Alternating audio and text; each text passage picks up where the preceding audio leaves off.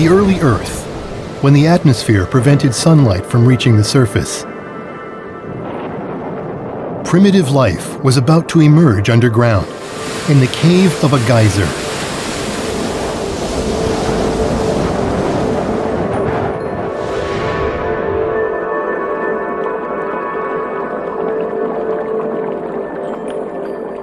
Uranium ore emitted large amounts of radiation, creating a diverse range of materials, and eventually producing the early building blocks of life.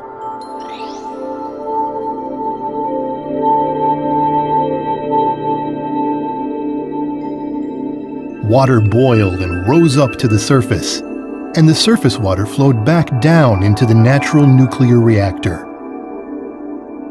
The temperature of the geyser water remained below 100 degrees, protecting the newly formed biomolecules.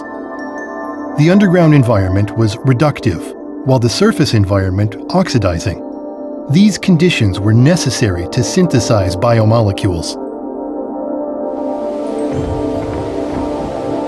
In the Earth's Hadean eon, tidal forces were much more pronounced than they are today. Even lakes had significant ebb and flow of water, creating wet and dry cycles. These wet and dry cycles were one of the most crucial factors in producing the building blocks of life.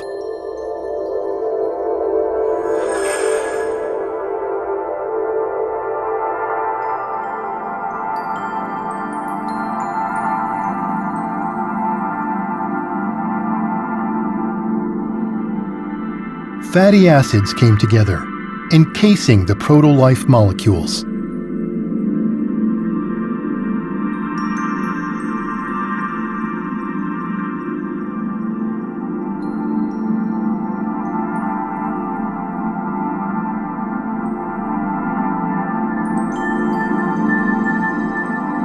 Polymerization progressed under the wet and dry cycles.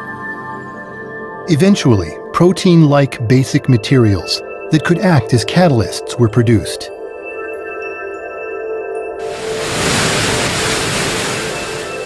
These molecules circulated between the geyser cave and the surface environment.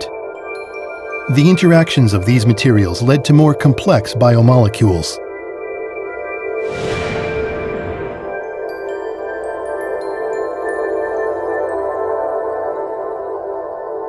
Proto-RNA combined with enzyme-like basic materials and evolved into ribozymes, which had the ability to replicate themselves. This laid the groundwork for life to reproduce.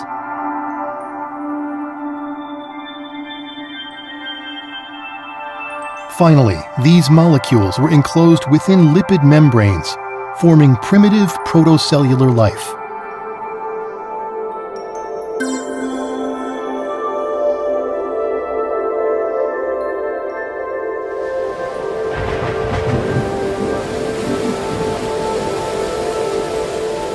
This was the beginning of life.